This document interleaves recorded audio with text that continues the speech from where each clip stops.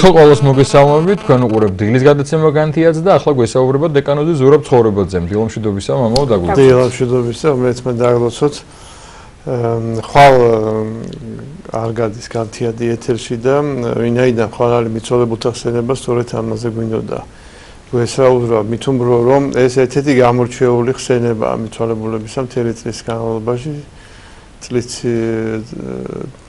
წლიურ ციკლში და ბუნებრივია რომ ისმის კითხვა რასთან არის ეს დაკავშირებული რატო ვიხსენიებ ჩვენ მიცოლებულებს სწორედ აი ამ დღეს მინდა გითხრათ რომ ეს არის მოძრავი ხსენების დღე ეს დაკავშირებულია დიდმარხვის დაწყებასთან იმის მიხედვით როდის იწყება დიდმარხვა და კონკრეტულად სწორედ აი ამ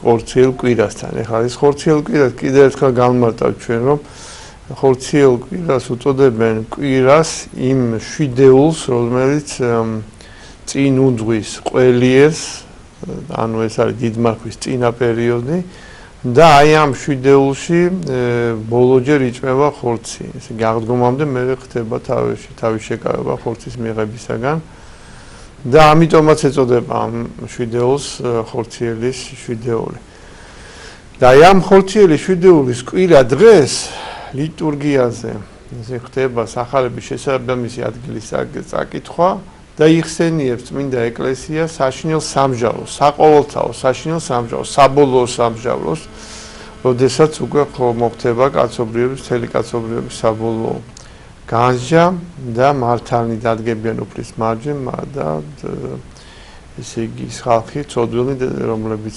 წარწყლედისთვის არიან განცერული ისინი დადგებიან მათ დააყენებს უფალი თავის ხელმარცხნი და აი ამ საშინელი სამჟავროს ხსენების წინ და ჩვენ არაერთხელ გვითხოვს რომ ეს როგორია იცით საეკლესიო კალენდარი რომ აი იმ დღეს იხსენიებ ჩვენ არა მარტო ვიხსენიებთ ამ ფაქტიურად თავიდან თითქოს ეს ხდება უბრალოდ თავიდან ხდება კი რა იმ დროს ჩვენ უნდა აი ამის განვიშვალოთ რომ საშინელი სამჟავოს დღე თითქოს იმ დღეს არის და იმის წინა დღეს შაბათ დღეს ესე იგი წმინდა ეკლესია იხსენიებს ყველა მიცვალებულს ბუნებრივია მონათულ მიცვალებულებს და ამით თითქოს და ჩვენ ამ საშინელ სამჟაროს წინ კიდევ ერთხელ ყველასთვის ვთხოვთ უფალს საბოლოოდ თითქოს საბოლოოდ ვთხოვთ ლოცვას უფალს რათა შეიწყალოს მიცვალებულთა სულები მოგეხსენებათ რომ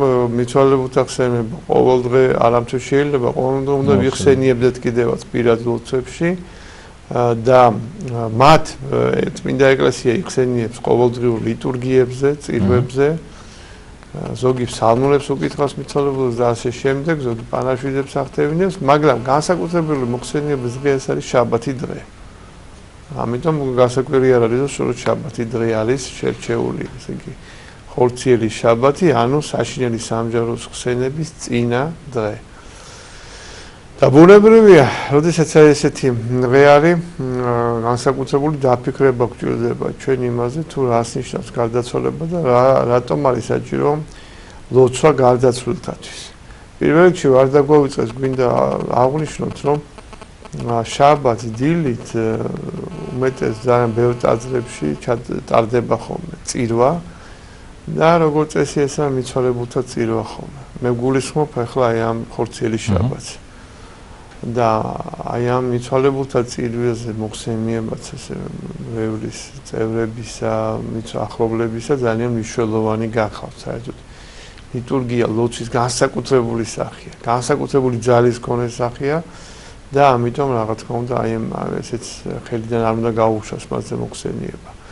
და ამის გარდა ლიტურგიის შემდეგ ну ზოგჯერ პირდაპირ მოვიმის ხოლმე სიტყვა ზოგიერთ ადას შეიძლება ცოტა გვიანი იყოს ეს უკვე დამოკიდებულია მრევლსა და მოძღვარ შორის შეთანხმებაზე წარდება დიდი პანაშვიდი და ამ დიდ პანაშვიდზე კიდე მოიხსენიებენ ხოლმე მიცვალებულებს განსაკუთრებულად ეხა როგორც უკვე წეგან გითხარით ბუნებრივად დგება კითხვა რატო ვიხსენიებ ჩვენ მიცვალებულებს რატომ არის საჭირო მათი მოხსენიება და გვაქვს თუ არა ჩვენ დასტური კონკრეტული შემთხვევებით იმისა, რომ ეს მოხსენიება აღწევს ჩვენს მიცვალებულებამდე და მასზე კეთილის ყოფილზე გავლენას აღწევს. აი მე გავიხსენებდი ერთ შემთხვევას, ერთ-ერთი ადამიანი, მოწმუნე ადამიანი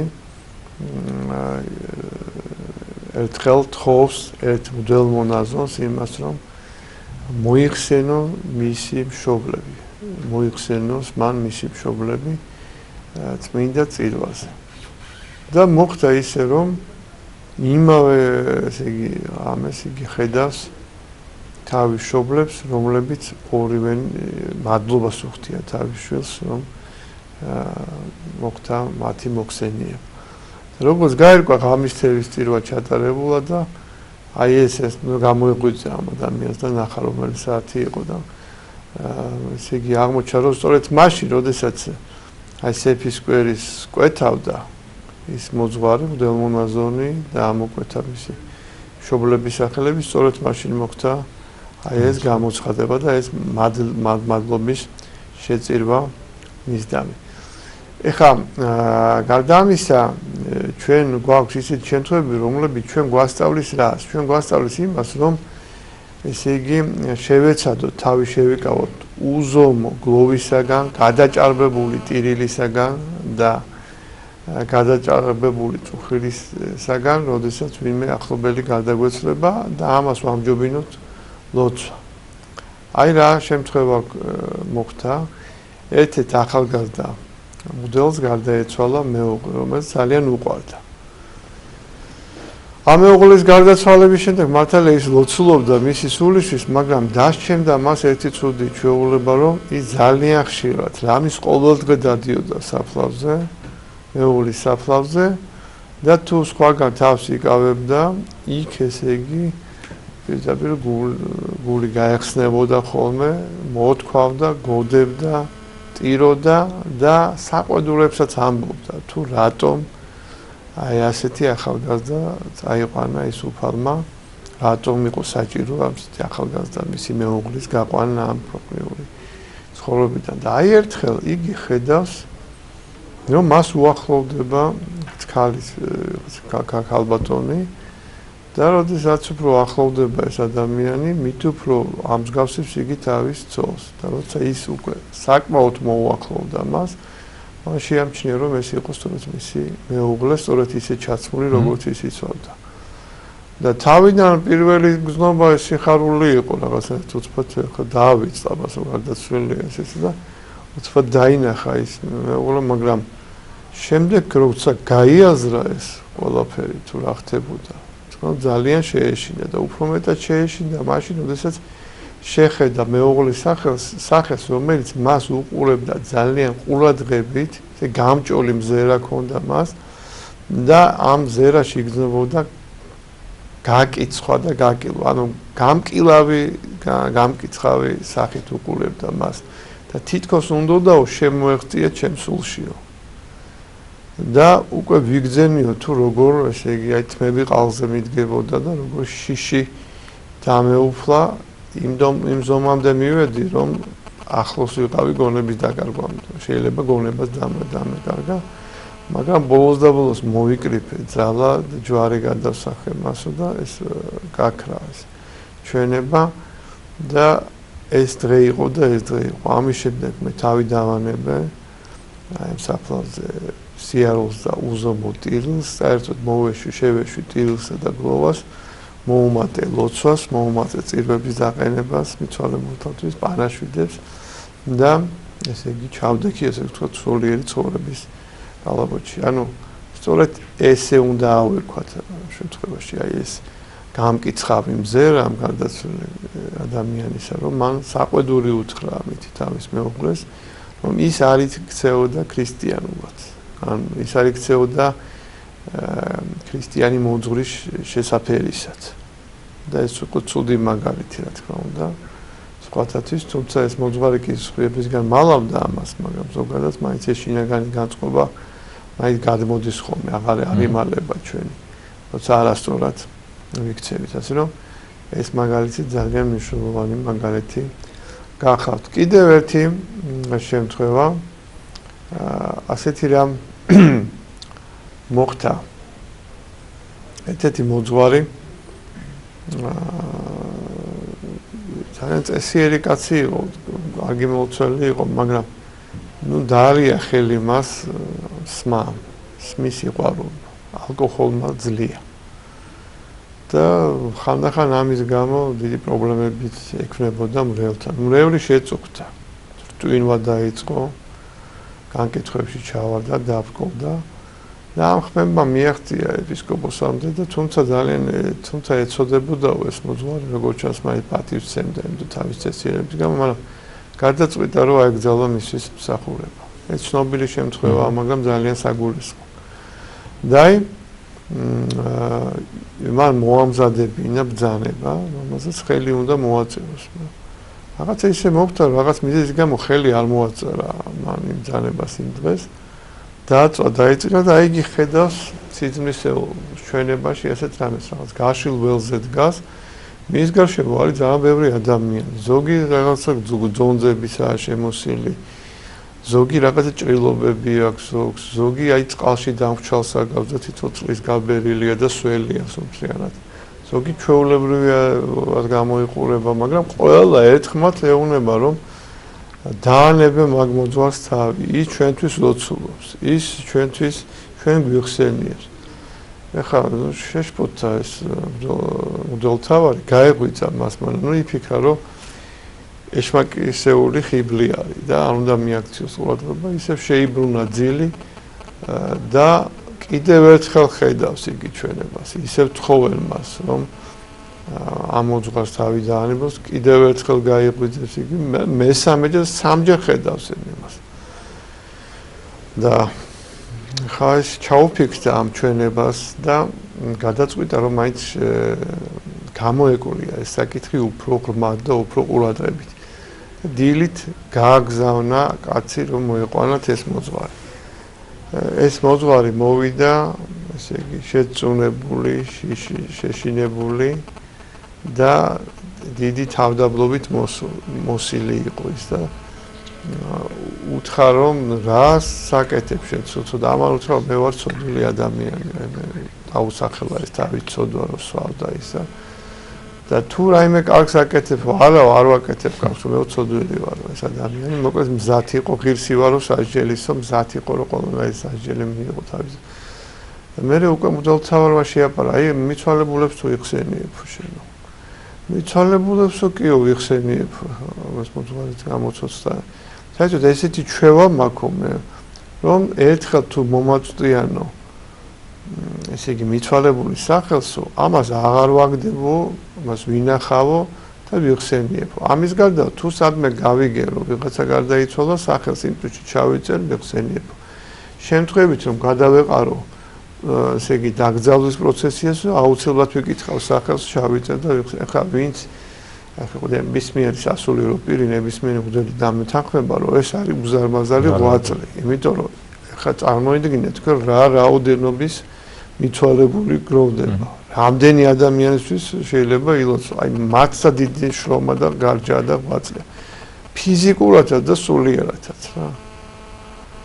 და დაფიქრდა ეს მღვდელმთავარი და მიხვდა, რომ ეს სიზმრისეული ჩვენება არ იყო ხიბლი, არამედ იყო ნამდვილი, რომ ეს ადამიანი იყო ძალიან დიდ ღვაწლში. შეიძლება სწორედ ამ დიდი ღვაწლის გამო შეებრძოლა განსაკუთრებულად ეშმაკი და გაუძლიერა ეს მის ნება და ეს ვეღარ დაძლია. უთხრა წადიო, მაგრამო გამოსწორდიო, აღარ დაგაყენებო მღვდლობიდან და მაცად აი ის დღე იყო და ის დღე ესე იგი მის პირში ღვინის წვეთი აღარ მომხდარა. და გამოსწორდა იგი თავის მრევლის გასახარად და ამ დღიდან მან იცხოვრა სულ რაღაც 1 წლის განმავლობაში და მე მშვიდად უკვე გავიდა ამ ქვეყნიდან. მრევლმა ძალიან მთელი გულით დაიტირა და ძალიან დიდი განცდით გააცილეს იგი ესე დაასაფლავეს. აი ესეთი საოცრება არის მოხსენიება. კიდევ ერთი მაგალითი. ერთი მოდელი გადაიყვანეს ერთ-ერთ ტაძარში, იმ ტაძარში სადაც გადაიცვალა უწინდელი მღვდელმსახური, რომელიც იქ მსახურობდა. და ხედავს იგი უცბად რო ატარებს ლიტურგიას, რომ ხედავს ამ მოდელს, რომელიც მას ანიშნებს რაღაც ადგილზე მიანიშნებს. რო დამთავრდა ლიტურგია, ეს ადგილი რა იყო? ტრაპეზსა და კედელს შორის, როგორც ჩანს, იქ ტრაპეზია საკურთხეველში. ტრაპეზი არის ცენტრალური ამაღლებული ადგილი საკურთხეველში, რომელთანაც დგას მოდელი, გამოამბრძანებს ბარძიმს ფერშხობს და სადაც ხდება მძღვნის კურთხევა და აღესრულება ეს დიდი საიდუმლო. და ზოგიერთ ტაძარში სადაც პატარაა საკურთხეველი, ამ ტრაპეზს მიადგამენ ხოლმე პირდაპირ კედელს. და ახლოსაა და რო ნახა ეს ადგილი, დაინახა, რომ ძალიან ბევრი მოსახსენებლები იყო ჩაყრილი. და იეჭვა და მიხვდა, რომ ესე იგი ის უწინდელი მოდელი აი ამ მოსახსენებლებს არ ეხსენიებდა, იქ იყრიდა უბრალოდ იშორებდა თავიდან. და ეხლა ეს გარდაცვლილი მოდელი ანიშნებდა ამ ცოცხალს, რომ მოიხსენიებინა ეს მიცვალებულები და მათაც მან მოიხსენია და მე ისევ ნახა ეს მოდელი, რომელიც უფრო რომელის სახეზე სიხარული იყო უკვე და შვება იყო, იმიტომ რომ ამის გამო იტანჯებოდა, რომ ეს მოუხსენიებელი დარჩა.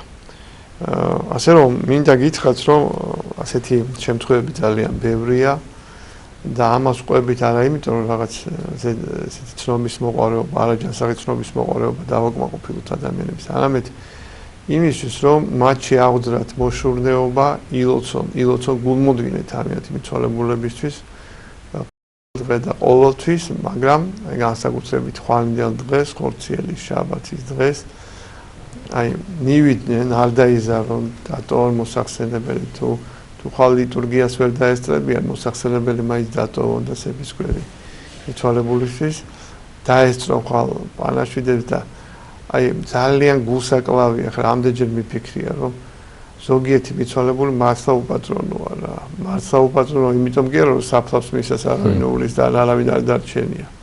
შეიძლება დარჩა კიდევაც ხალხი და თუ ცირერიცხოვანი, მაგრამ არ იხსენიებენ.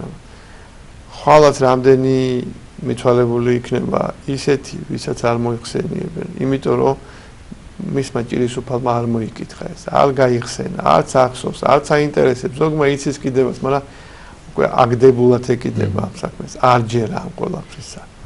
მეცმა ყველა მოიხსენოს აი ესეთი უპატრონო მიცვალებულებს ამბობენ, მაგრამ მე ვარჩე უფრო თუშეთში და ხევსურეთში გავცელებულ ესეთ ცოდვილა საბრალოც ასე უწოდებენ იმ მიცვალებულებს, რომლებიცაც მოხსენებელი არ აყავთ. აი სუფრასთან ისინი ესე ხომ ჭირა ცოდვილა საბრალოების მოხსენიების იმას და ლოცვებში შეგვიძლია ჩვენ ეს ცოდვილა საბრალოები მოიხსენოთ, ანუ ისინი, ვისაც არ აყავს მოხსენიებელი. მეთმა ყველა მოიხსენოს, მეთმა ნათელში ამყოფოს.